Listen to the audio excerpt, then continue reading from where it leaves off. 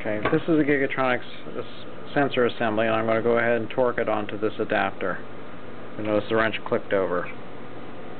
Now I'll remove it and put the attenuator onto the adapter. The male nut will torque normally.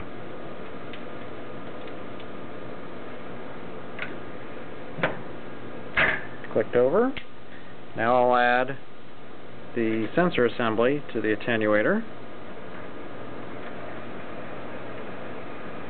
and this will just spin. See?